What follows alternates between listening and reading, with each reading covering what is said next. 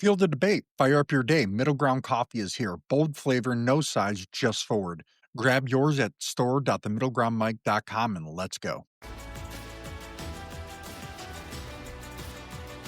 In just the past 24 hours, conspiracy claims are ripping big rifts in between the MAGA movement and just anybody with some kind of common sense in general. A conservative icon's assassins now facing the death penalty, and the Fed just cut rates for the first time under major political pressure in a year. And late night TV is being pulled off the air amid free speech concerns. Let's break it all down. Welcome to the Middle Ground Mike. Let's kind of touch a little bit on Candace Owens. I've posted a little bit about X on this. X seems to be the one platform where I don't get flagged for certain things. She's made several controversial allegations since Charlie Kirk's death. Among them, she's claimed that hedge fund manager Bill Ackman staged private intervention to press Kirk. He said that he did not. He released some of the text messages with Kirk, asserting there was no coercion or blackmail. From what I read, but Candace Owens is still standing by her claims, despite pushback from Kirk's allies and even attendees who were there at the event, who say her narrative is fabricated. And from the reports that I have read, is that Turning Point USA is not okay with what she is saying. And they said it is completely fabricated themselves. So, and there's also follow with Pastor Rob McCoy, who publicly rebuked Candace Owens' claims, saying the statements are conspiracy theories and defending Kirk's reputation. I know she has come out and said that he was converting to Catholicism from Protestant. She essentially called Protestant people stupid. I don't think it was that deep, but that is kind of what happened. I would, if I was Candace Owens and I had these smoking guns that she says that she has, I would put them out in a timely manner, like lay it all out. Boom, boom, boom. Not your opinion on it. Lay out the credible evidence if you say that it's there. I'm not saying one way or another because obviously I have not seen it. Do I think Israel, the government killed Charlie Kirk? No. But, crazy things happen, right? So if she's got evidence that, I encourage her, just put that stuff out there. If you've got it and there's things going on that the world should know about, give us the evidence if you have it. Do the right thing. I get that you're hurt about what happened to Charlie. I think everybody is. But we got to be balanced on this. We can't just do this out of rage, and you've got to lead more than what just has been put out there.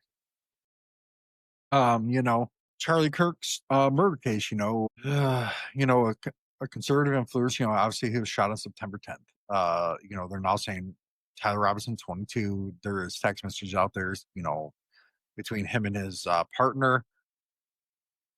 He reportedly expressed leftist ideology. There's text messages saying it.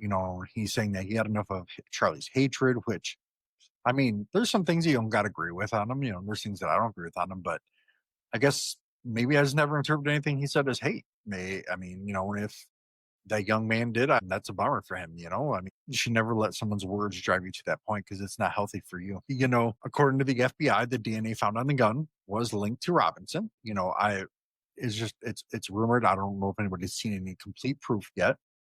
I know they did charge him with aggravated murder and felony discharge of a firearm, obstruction of justice, witness tampering, and a violent offense in the presence of a child. They're seeking the death penalty.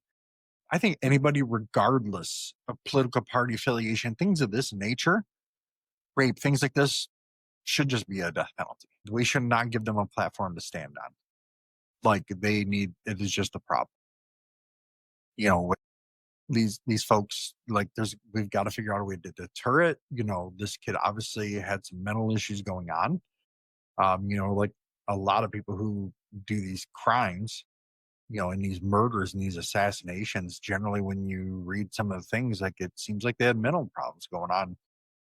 I'm not saying that it makes it okay or justifying or excusing anything.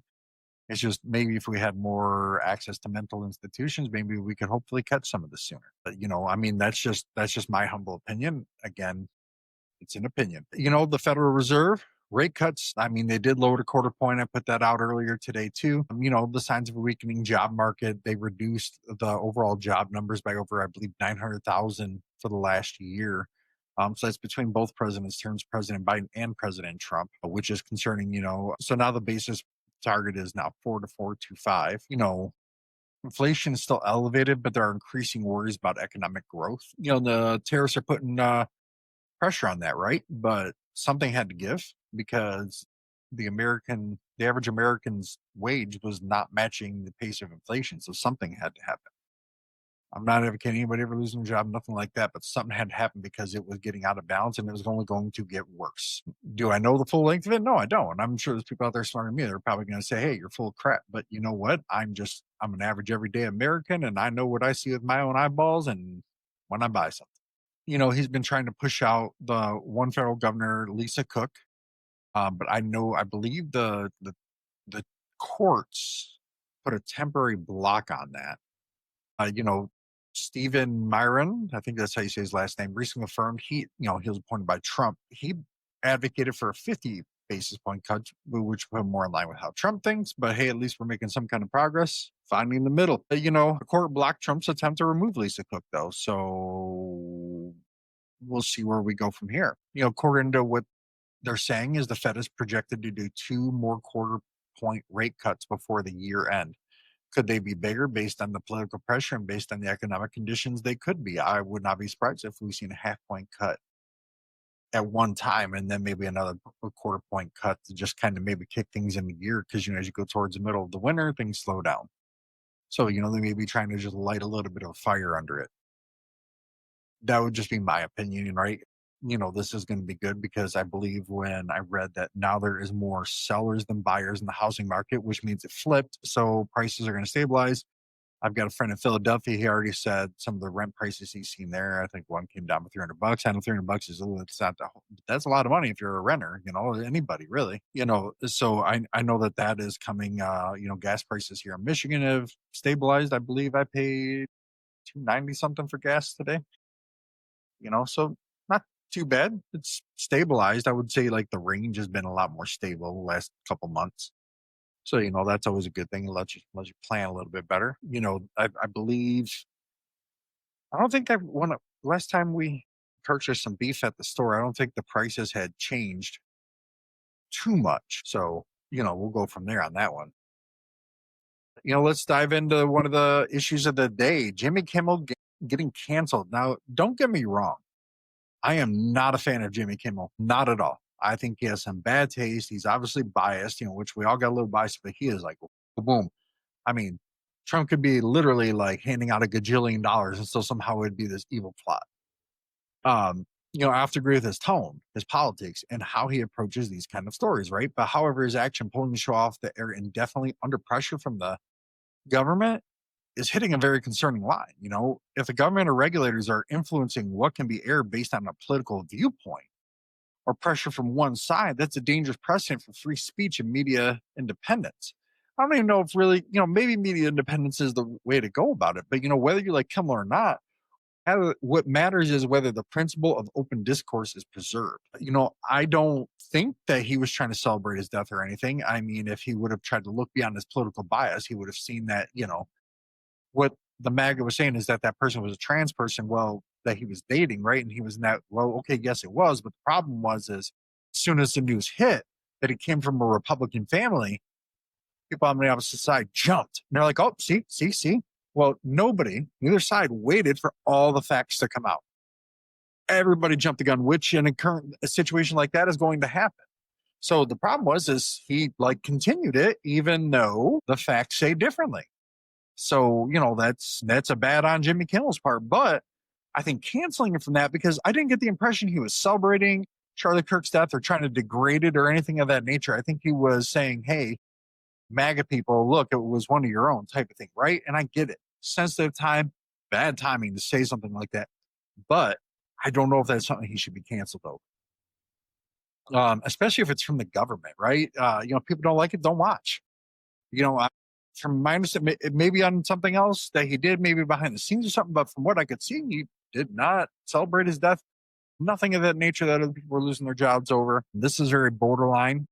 I don't know if it's something that I would have done if I was an executive there, but again, I'm not them. And I'm not saying one way or the other, maybe there's more to it, but from what I understand, that's just I'm not saying he shouldn't have been canceled, but it's just a very, I mean, you're approaching that free speech line very thin right there. I mean, that is very thin.